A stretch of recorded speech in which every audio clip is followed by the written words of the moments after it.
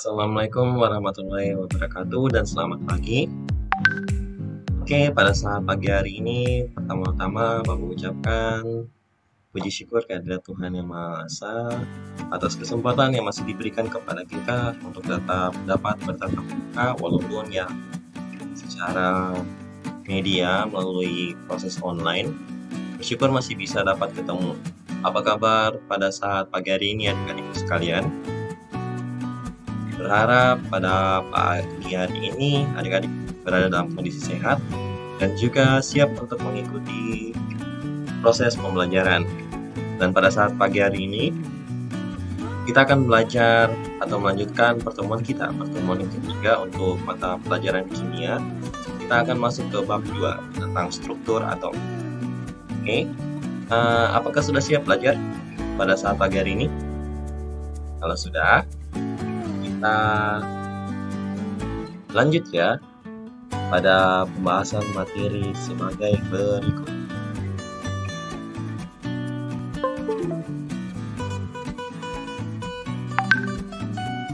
Oke, kita akan masuk ke bab kedua tentang struktur atom dan sistem periodik unsur.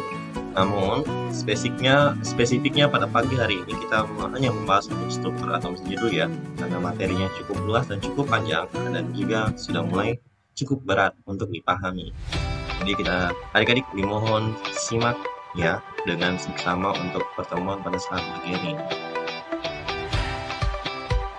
Ini peta konsep atau hal-hal yang ingin kita capai dalam proses pembelajaran ke depan untuk pertemuan selanjutnya. Yang pertama, di dalam struktur atom dan sistem periodik unsur kita akan mempelajari tentang perkembangan teori atom. Berikutnya kemudian itu bilangan kuantum, partikel penyusun atom, konfigurasi elektron, sistem periodik unsur, sistem periodik modern, dan juga sifat-sifat periodik unsur.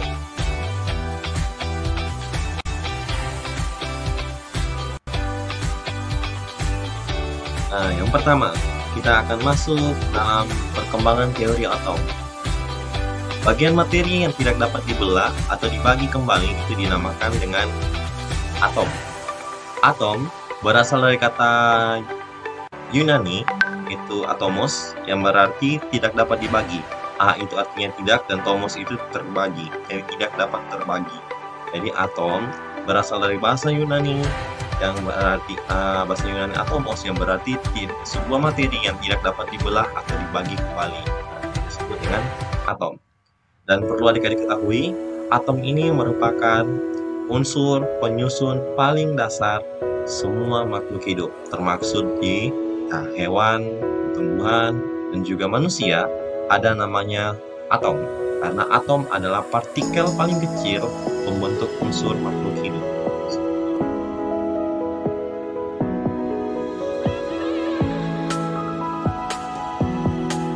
Oke, kita masuk pada perkembangan teori atom yang pertama, yaitu model perkembangan atom Dalton. Ya, ilmuwan pertama yang mencetuskan tentang teori atom yaitu adalah John Dalton. Ya, makanya dinamakan dengan model atom Dalton. Kita lihat ya, berdasarkan data eksperimen yang dilakukan pada masa itu, pada masanya zaman John Dalton, mengusulkan suatu teori tentang atom yang intinya adalah atom merupakan partikel terkecil penyusun suatu materi.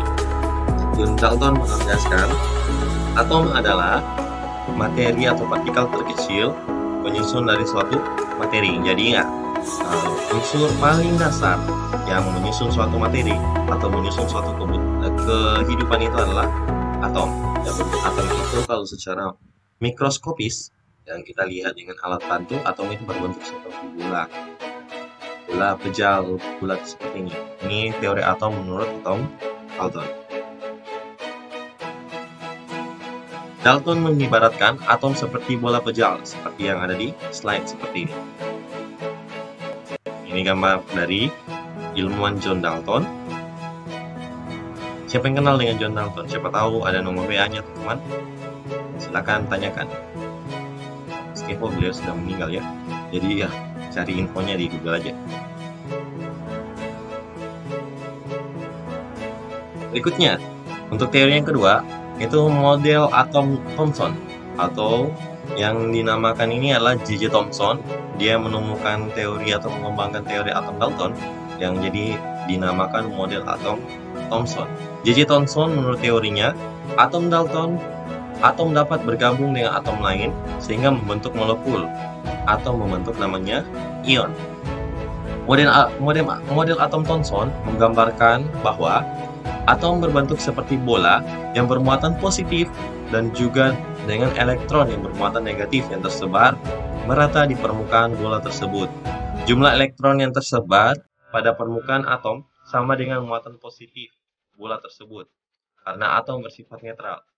Model atom Thomson dianalogikan seperti roti kismis yang ada pada roti. Seperti ini. Contohnya, atom itu berbentuk kayak kalau dia dianalogikan roti kismis. Atom itu rotinya. Kemudian, elektron yang bermuatan positif dan negatif itu adalah kismis-kismisnya yang ada di dalam roti tersebut. Ingat ya, untuk muatan positif dan negatif yang ada di dalam atom itu berdasarkan teori atom Thomson ini adalah sama muatannya, karena pada dasarnya atom adalah suatu partikel yang bersifat netral atau tidak bermuatan. Jadi untuk komposisi muatan positif dan juga negatif itu harus sejajar atau seimbang.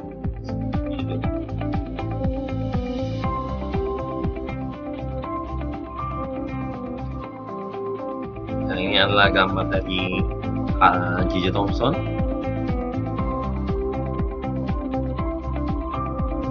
Oke, lanjut pada perkembangan teori yang ketiga. Itu namanya model atom Rutherford.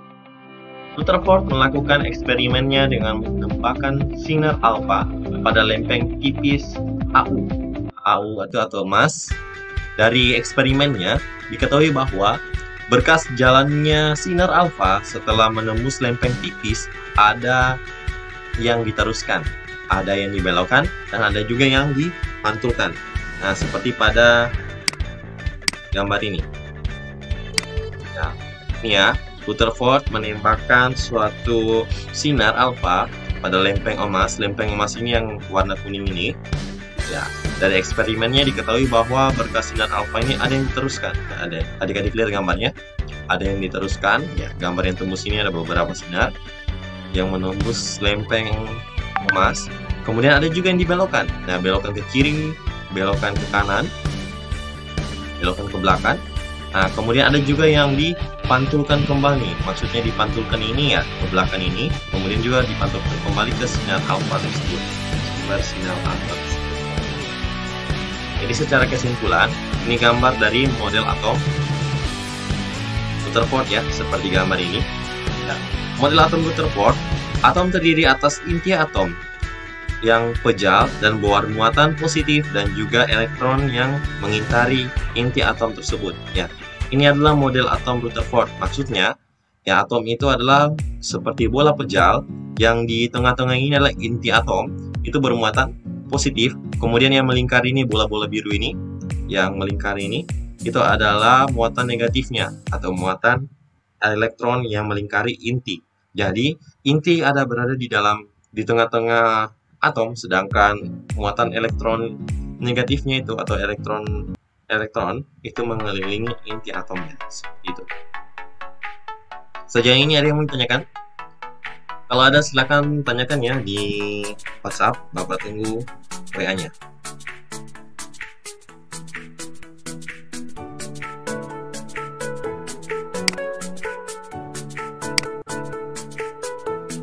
Nah, ini adalah foto dari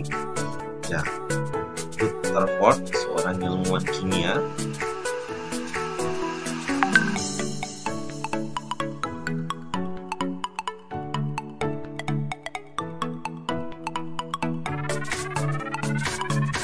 Oke, kita masuk pada perkembangan teori atom yang keempat, yaitu model atom Niels Bohr.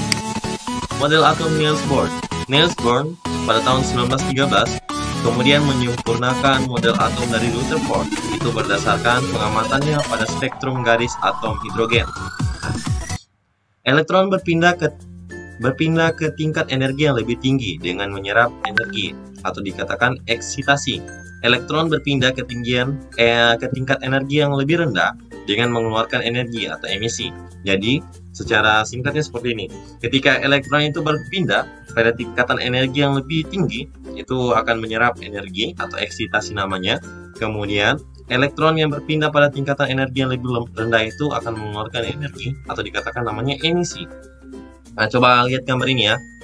Energi itu semakin tinggi dibutuhkan ketika semakin dekat dengan namanya ini, yang di tengah ini, inti atom. Jadi ketika energi berpindah pada tingkatan energi yang lebih tinggi, contohnya ini ya, yang ada di panah ini, itu akan menyerap energi yang namanya eksitasi. Kebalikannya itu ketika energi berpindah kepada tingkatan energi yang lebih rendah, misalnya balikan dari panah ini, nah itu akan mengeluarkan energi atau namanya emisi, seperti itu. Ya, ini adalah gambar dari keseluruhan dari teori atom Niels Bohr, seperti ini. Yang orange yang di tengah-tengah ini namanya inti atom. Kemudian yang ada di sini, kalau kalian perhatikan, ini namanya kulit pertama, yang ada dua bola ini. Dua bola ini namanya elektron yang mengelilingi inti. Ya, lanjutan dari teori tadi, Rutherford. Kemudian kulit kedua, yang ini ada 1, 2, 3, 4, 5, 6, 7, 8 elektron. Kemudian ada kulit namanya kulit ketiga, ada 18 elektron.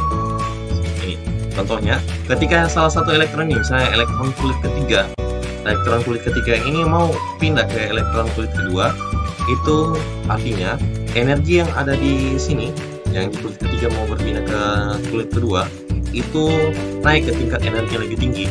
Jadi yang dia lakukan adalah menyerap energi untuk mampu berpindah tempat. Nah, namanya itu eksitasi.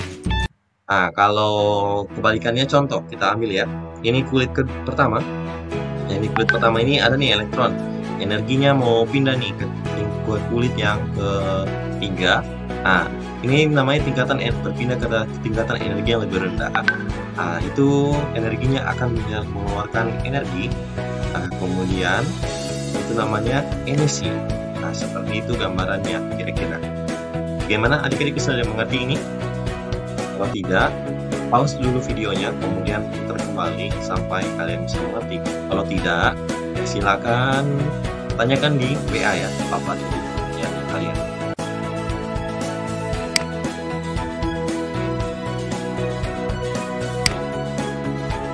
Oke, kita lanjut. Nah, ini namanya model atom Niels Bohr. Kita pindah pada perkembangan teori atom yang berikutnya, model atom modern, model atom mekanika kuantum. Ya, penemunya itu namanya Louis de Broglie, melakukan pengamatan terhadap gerakan elektron yang kecepatannya mendekati kecepatan cahaya.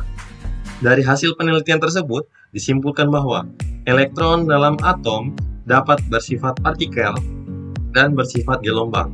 Selanjutnya, ada ilmuwan yang kedua namanya Schlödinger, itu berhasil merumuskan persamaan gelombang untuk menggambarkan bentuk dan tingkatan energi elektron-elektron di dalam atom. Ya, nanti kita akan pelajari bentuk tingkatan energi elektron-elektron dalam atom pada pertemuan berikutnya, slide yang selanjutnya.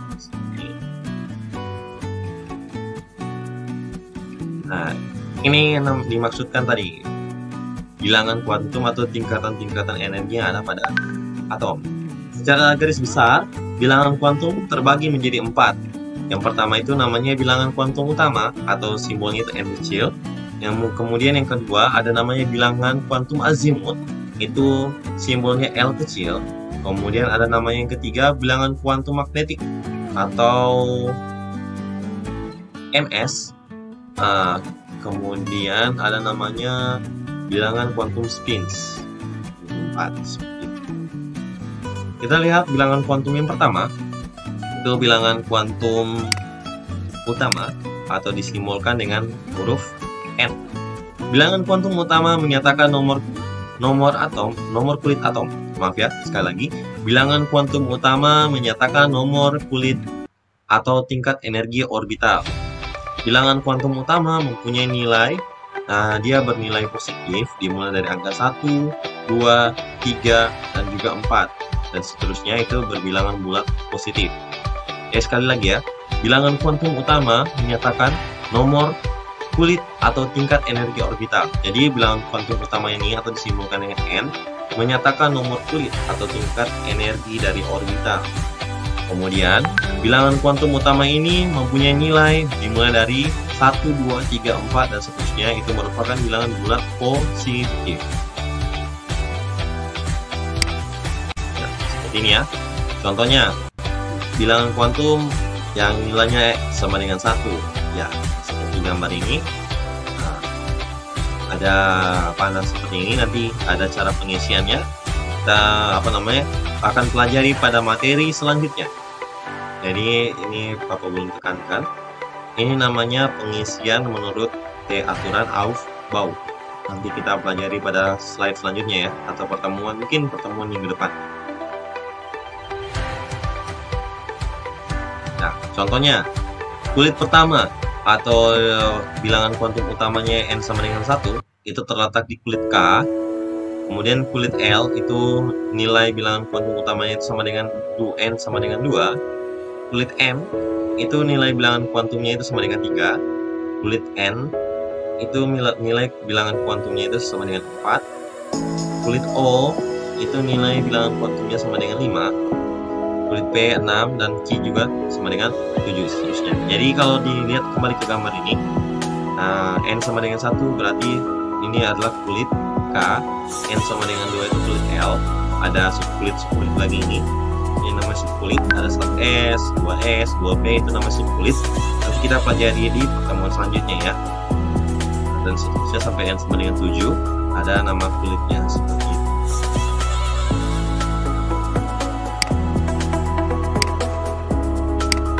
Oke, kita lanjut. Bilangan kuantum yang kedua namanya bilangan kuantum azimut atau disingkat sebagai L. Bilangan kuantum azimut itu menyatakan subkulitnya. Tadi kan bilangan kuantum utama itu menyatakan secara tidak langsung itu menyatakan terletak di kulit berapa. Namun kalau di bilangan kuantum azimut itu menunjukkan ya terletak di subkulit ke berapa. Nah, nilai L itu mempunyai nilai semua bilangan bulat dimulai dari 0 sampai dengan n kurang 1 untuk setiap nilai n-nya. Nah, contohnya seperti ini. Simbolnya untuk bilangan kuantum azimut itu L. Nama orbitalnya contoh seperti ini. Nah, bilangan kuantum azimut dengan nilai sama dengan 0 itu subkulitnya S. Ingat ya, bilangan kuantum itu nilainya 0 itu sama dengan S. Kemudian nilai bilangan kuantumnya 1 itu sama dengan P subkulitnya, 2 itu sama dengan D, 3 itu sama dengan F. Oke. Dari mana didapat bilangan kuantum azimut ini? Nah, ini tadi. Dari bilangan bulat 0 sampai dengan n dikurang 1. Contohnya seperti ini. Contohnya ini. Kita mempunyai bilangan kuantum utama atau n-nya itu, maaf ya tulisan yang dulu, sama dengan 1. Berarti nilai bilangan kuantum azimutnya atau L-nya itu sama dengan rumusnya itu n dikurang 1. Sama dengan, berarti kalau nilai bilangan kuantum utamanya itu sama dengan 1, nilai bilangan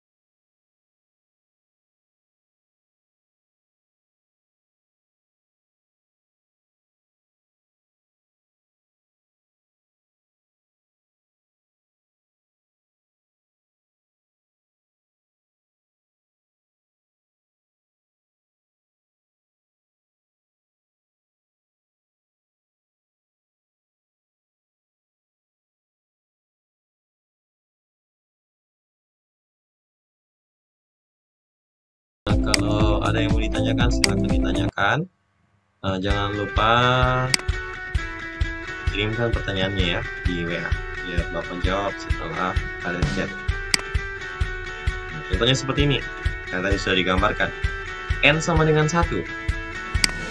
N sama dengan 1 itu nilai bilang kuantum azimutnya itu sama dengan 0. Ini ya, dari 0. Dia terdapat di subkulit S. Dari mana 0 nih? Tadi menggunakan rumus yang tadi Bapak sudah, maafnya sudah dihapus. Gunakan N sama dengan L sama dengan N dikurang 1. Seperti itu. Kalau N nya 2, 1, berarti 1 dikurang 1 sama dengan 0. N nya 2, berarti 2 dikurang 1 sama dengan 1. Tapi ingat ya, dia terletak juga ada namanya ini. Dia berarti L nya itu masuk 0 dan juga 1. Sekali lagi Bapak jelaskan ya. Kenapa diambil 0, Pak? Untuk yang 2. N sama dengan 2 itu bilangan azimutnya tadi kalau digunakan rumus sama dengan 1. Ingat, ini maksudnya 1 ini berarti bilangan kuantum azimutnya maksimal 1. 0 ini ada di angka sebelum atau sesudah 1. Sebelum kan? Jadi, secara garis besar kalau N-nya sama dengan 2, bilangan kuantumnya azimutnya itu adalah ada 2, 0 dan juga 1. Kalau N sama dengan 3, bagaimana? Rumuskan kan? N sama dengan 3, berarti 3 dikurang 1, berarti bilangan kuantumnya itu adalah 2. Ingat ya, ini maksimalnya 2, ada terletak di sini. Tapi angka-angka sebelumnya ada 0 dan juga 1, berarti 0, 1, 2, seperti itu. Jadi ada di subkulit, di kulit utama ini N sama dengan 3. Kulit anu kan apa nih? K, L, M. Kulit M ini N sama dengan 3. Sama dengan 3 ini terletak subkulit S, P, juga D. Atau 0, 1, dan 2. Nah, contohnya lagi. N sama dengan 3. Seperti ini. Ada 0, 1, 2. Ada subkulit S, P, dan D. Seperti itu. Kalau N sama dengan 4. Nah, sama sudah seperti dijelaskan. Ada 0, 1, 2, dan 3. Ada subkulit S, P, D, dan juga F. Seperti itu. Oke, sejauh ini bagaimana? Ada yang mau tanyakan? Silakan ditanyakan.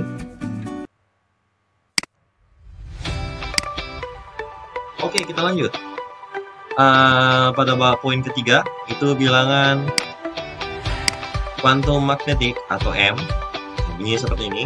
Bilangan kuantum magnetik menyatakan arah orientasi dari orbital dalam ruangan. Setiap nilai L atau bilangan kuantum azimut tadi akan terdiri atas beberapa orbital dengan nilai M dimulai dari negatif 3 sampai dengan positif 3. Nah, contohnya seperti ini.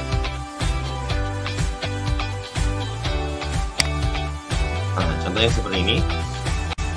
Kalau bilangan kuantum utamanya N sama dengan 1, itu bilangan azimutnya kan sama dengan 0. N kurang 1 kan? 1 kurang 1 sama dengan 0.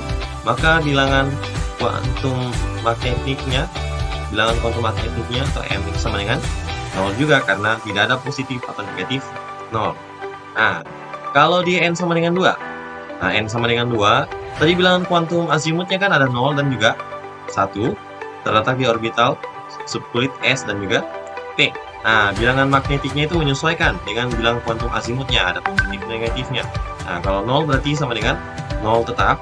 Kalau 1 berarti dimulai dari M-nya itu dimulai dari negatif 1, 0, dan juga positif 1. Seperti itu. Nah, nanti pengisiannya seperti ini ya. Misalnya kita punya kotak. Kotak ini gambar penempatan orbitalnya. Nah, contohnya seperti ini. N sama dengan 1. Nah, bilangan kuantumnya itu azimutnya sama dengan 0, orbitalnya itu terletak di S kan. Nah, berarti ini split X itu dia nilainya sama dengan 0. Sini 0. Kalau di sini juga sama. Ini sama dengan 0, terletak di split S. Kan sama. Nah, yang bermasalah ini yang Bapak mau kasih contoh di orbital P ada negatif 1 dan juga sampai dengan positif 1. Nah, gambar kotaknya untuk P itu seperti ini. Dia maksimal kotaknya itu ada 3 kamar dengan masing-masing nilai seperti ini. Di sini negatif 1, 0, dan juga positif. Ini adalah orbital P nilainya. Oke. Nah, kalau ini sama kan? Ini sama dengan di atas, ini sama dengan yang ini. Nah, kalau kalau dari 2 ada 5 nih nilainya. Nah, ini terletak di orbital D. Makanya orbital D itu mempunyai namanya 5 kamar. Jadi ingat ya, maksimal kamar dari masing-masing orbital ini S ada sebanyak 1, P itu sebanyak 3, D itu sebanyak 5.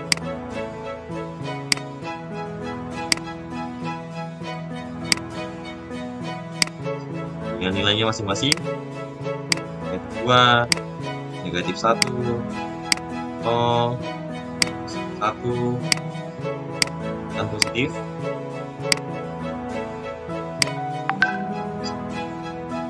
Ini adalah orbital D. Kalau 3, nah ini terletak di orbital F. Maka F itu mempunyai 5 kamar.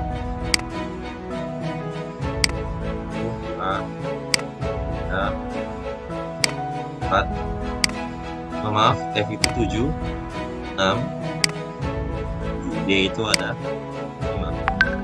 Ada negatif 3, negatif 3, negatif 2, negatif 1, 0, 1, 2, positif, di sini positif. Ini dimaksudkan dengan bilangan kuantum magnetik. Nah, jadi yang kata kuncinya kalian harus tahu dulu nih bilangan kuantum azimutnya untuk dapatkan bilangan kuantum magnetik ini. Kalau ada yang mau ditanyakan, silakan paparkan utarakan ya nih di WA.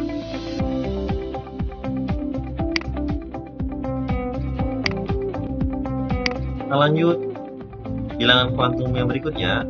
Susunan orbital-orbital dalam satu split dapat dinyatakan dengan diagram berikut ini. Nah, ini contohnya splitnya, diagram orbitalnya. Nah, misalnya S ada kotak sama dengan sebanyak 1 atau yang sering kita sebut kamar.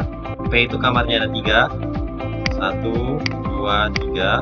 D itu ada kamarnya 5, 1, 2, 3, 4, 5 dengan nilai bilangan kuantum magnetiknya sebagai berikut. F juga ada 7 dengan bilangan bilangan kuantum magnetiknya sebagai berikut. Bisa dilihat sendiri ya, seperti Bapak sudah jelaskan dalam penjelasan sebelumnya.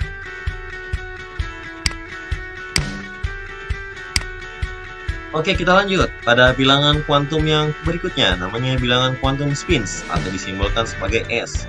Bilangan kuantum spins itu menyatakan arah rotasi. Hanya ada 2 kemungkinan arah rotasi elektron, yaitu searah atau namanya berlawanan jarum jam. Kedua arah yang berbeda ini dinyatakan dengan harga positif 1/2 dan juga negatif 1/2. Kalau searah jarum jam itu dia positif 1/2 nilainya. Kalau negatif 1/2 itu berarti arahnya itu berlawanan jarum jam. Kalau simbol untuk bilangan kuantum magnetika, bilangan kuantum spins, maaf, itu kalau searah jarum jam, lambangnya seperti ini, panah atas. Kalau yang berlawanan jarum jam, nilainya seperti ini. Nah, nilainya seperti ini. Berlawanan jarum jam.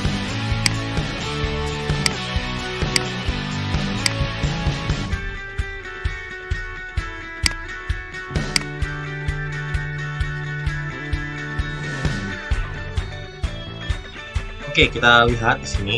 Rumus jumlah orbital. sama dengan N pangkat 2. Nah, ingat ya, rumus jumlah orbital sama dengan N pangkat 2. Rumus jumlah elektron maksimum, ini rumusnya, ada 2N pangkat 2. Kalau mau cari jumlah orbitalnya, ya sekali lagi ya, jumlah orbital itu, ya orbital itu nama tadi orbital S, P,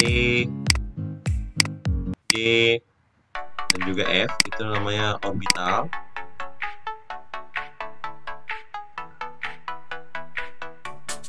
Orbitalnya kan ini subkulitnya, di terletak orbitalnya. Rumusnya yang kita gunakan itu N pangkat 2. Kemudian rumus untuk mencari jumlah elektron maksimum. Nah, elektron maksimum dari setiap orbital itu ada N 2N pangkat 2. Sampai saat ini, elektron-elektron baru menempati subkulit-subkulit S, P, D, dan F. Sedangkan kulit G, H, I itu belum terisi elektron. Jadi sampai saat ini, secara umum, subkulit dari SPDF ini pada umumnya kita gunakan ya. Untuk G, H, I itu kita belum gunakan karena jumlah elektron sampai saat ini yang aku lihat tadi identifikasi untuk mengisi suatu elektron itu belum sampai atau belum cukup mengisi kulit-kulit atau orbital dari G, H, I seperti itu. Nah, contohnya nomor kulit. Nah, kulit 1 itu nama kulitnya kulit K, subkulitnya itu namanya S. S itu kalau nggak salah singkatan dari namanya sharp,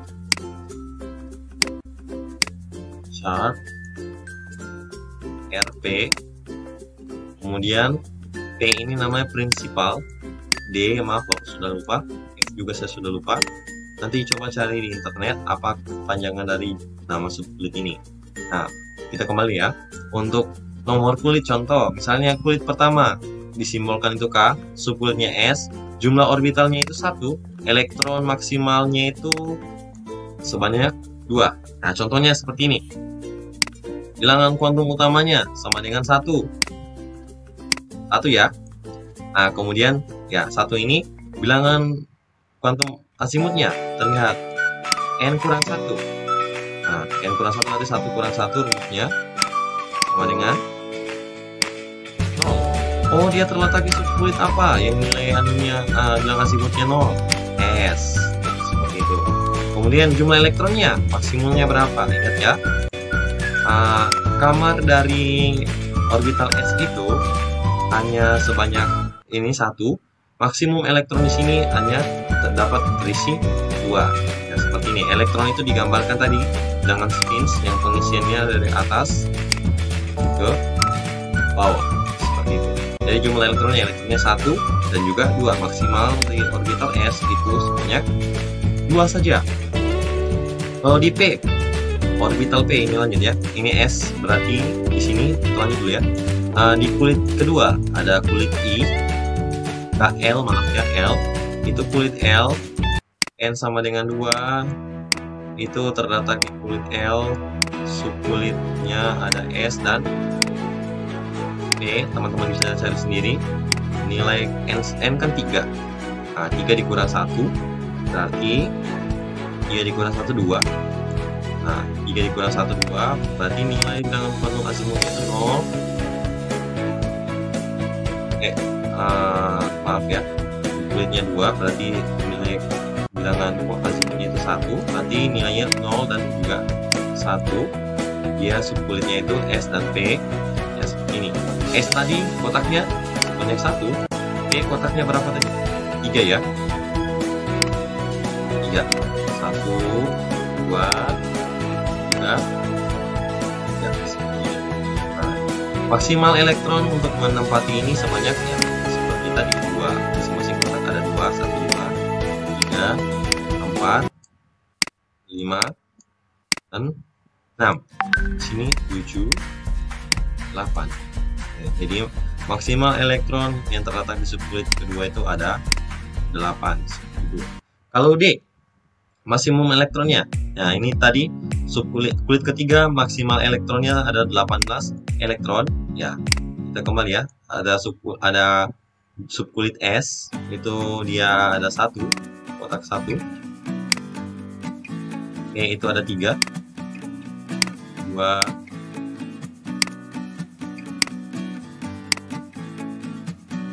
5, itu ada 5, 2, 3, 4, juga 5. Sini maksimal elektronnya 2. Ini ya, lambang elektronnya panah atas panah bawah. Oke, itu maksimal elektronnya tadi sudah kita ketemukan 6, karena ada 3 kotak, 1, 2, 3, 4, 5, juga 6. D jumlah kotaknya ada 5, otomatis maksimum elektronnya ada 10. Seperti itu. Jadi berapa? Maaf ya, berantakan. Nah, susah bergarisnya menggunakan mode pen. Oke. Anggaplah kalian bisa lihat jelas ya. 2, 4, 6, 8, dan 10. Jadi jumlah total elektronnya ada 18. Buktikan. 2, 4, 6, 8, 10, 12, 14, 16, dan juga 18. Seperti itu. Kalau F, kotaknya ada 7. Ya, otomatis maksimum elektronnya itu ada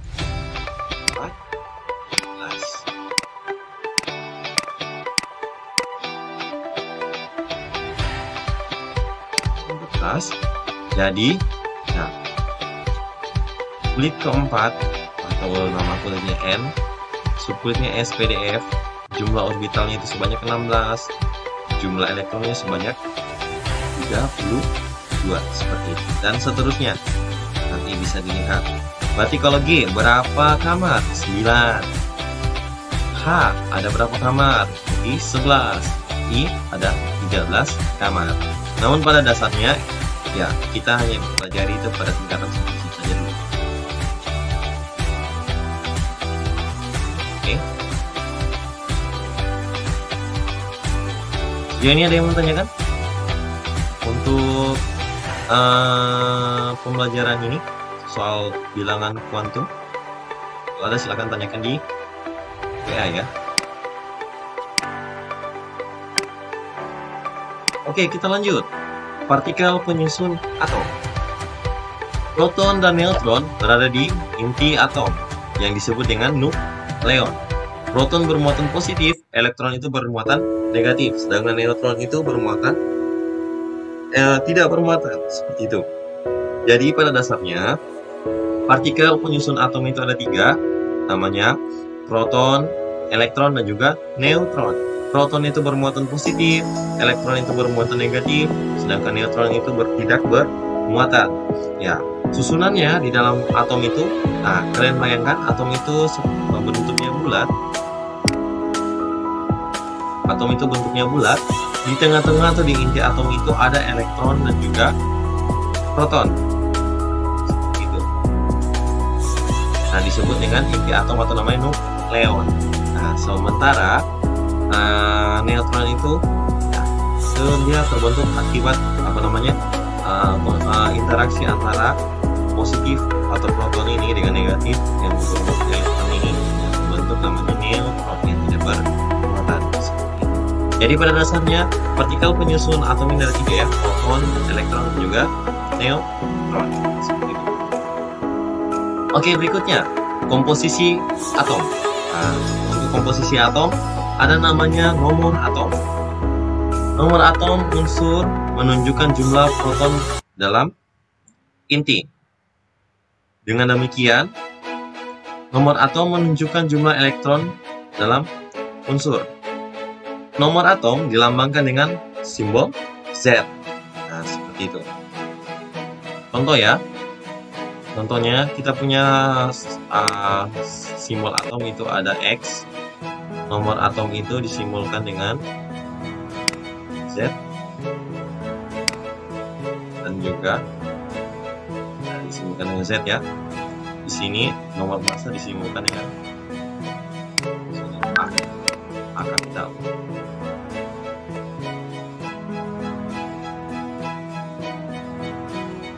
Sekali lagi, nomor atom itu menggambarkan jumlah proton dan juga sama dengan jumlah elektron. Contohnya, nomor atom di sini X itu ada 10. oh berarti jumlah protonnya di atom X ini ada 10, elektron juga ada 10, seperti itu. Komposisi atau partikel penyusun yang berikutnya, yang kedua, ada namanya nomor massa.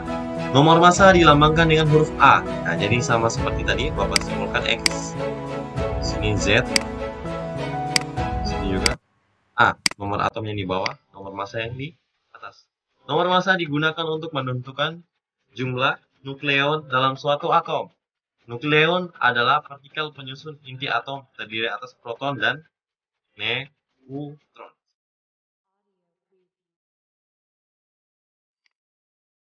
Nah, nomor massa itu menggambarkan jumlah proton ditambah dengan jumlah elektron. Jadi, nomor massa ini sama dengan banyaknya jumlah proton ditambah dengan banyaknya jumlah neutron. Nah, bagaimana Pak cara mencari, maaf ya, nomor atom itu terletak di atas, di sini, balik ya, Z itu di atas, A itu di bawah. Seperti gambar ini, N ini adalah nomor atom, dan Z ini di bawah ini, 14 ini adalah nomor massa.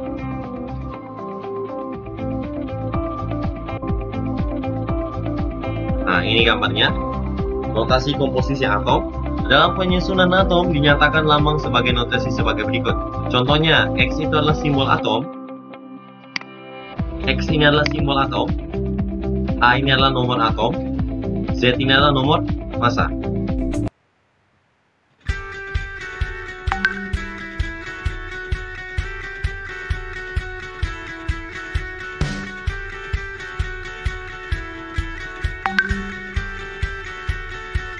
Oke, partikel penyusun atom ada 3 lagi yang kita akan pelajari. Ada namanya isotop, isobar, dan juga isoton.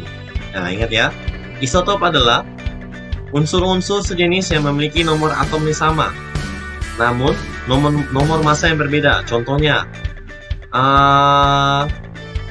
seperti ini. Ada 3. Contohnya ada atom oksigen yang memiliki 3 isotop. Contohnya ya, ini. Nomor oksigen dengan nomor atom 16 dan juga nomor massa 8.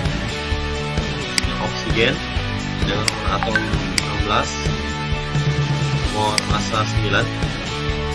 Sini ada oksigen dengan nomor atom 16 juga 10. Ingat ya, pengertian dari isotop.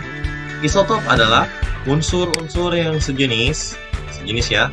O juga, contoh O semua ini sejenis dengan nomor atom yang sama, namun nomor massa yang berbeda. Seperti ini, nomor atomnya sama dan juga sejenis.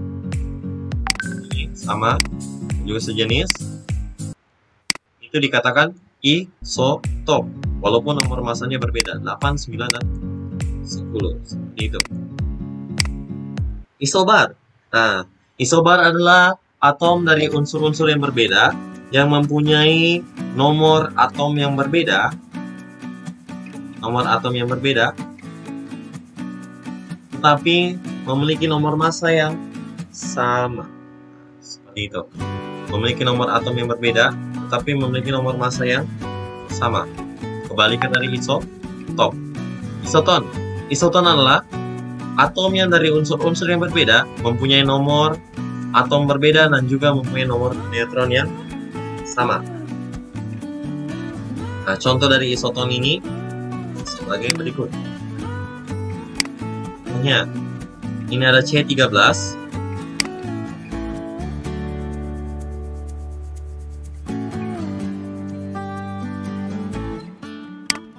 C13,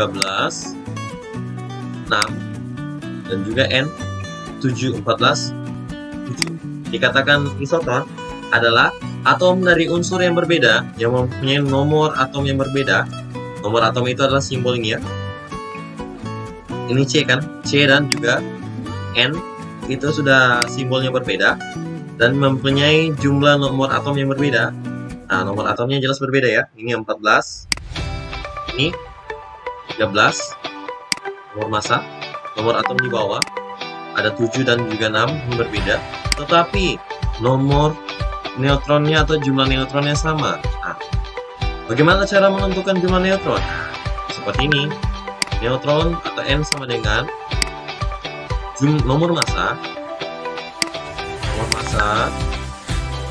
kurangi dengan nomor atom. Seperti ini.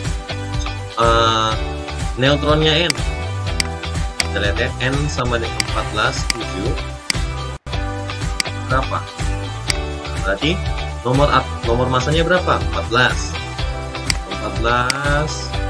dikurang 7 dengan jumlah neutronnya untuk atom nitrogen itu 7. Kita lihat apakah jumlah neutron atom karbon 7 atau tidak.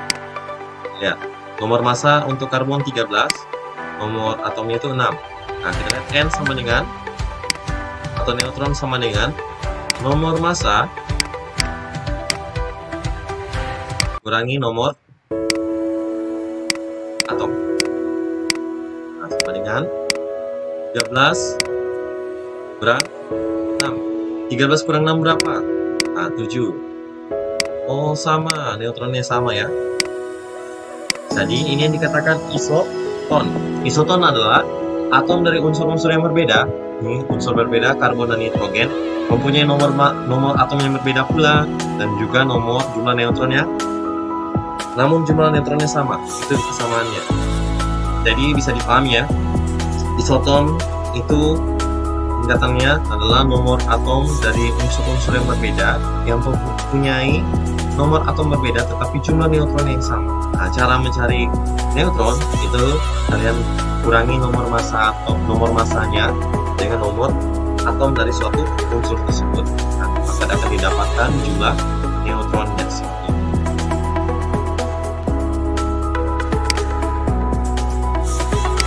Oke, berikutnya partikel penyusun atom berikutnya, komposisi ion. Ion adalah atom yang bermuatan listrik. Ion terbentuk jika atom melepaskan atau menyerap elektron. Atom yang melepaskan elektron akan menjadi ion positif atau kation, sedangkan atom yang menyerap elektron akan menjadi ion negatif atau anion. Oke. Contohnya seperti ini, contoh ya. Misalnya atom X itu dia melepaskan satu elektron, maka akan diberi simbol seperti ini. X positif 1 atau X positif sebanyak elektron yang dilepaskan. Nah, ini namanya ion positif atau kation. Sedangkan contoh X itu dia menyerap satu elektron. Nah, dia akan diberikan simbol seperti ini. X sama dengan negatif 1. Nah, ini yang namanya ion negatif. Sebanyak berapa elektron yang dilepas dan elektron yang diserap itu akan menjadi muatan di sini. Gitu ya untuk komposisi ion.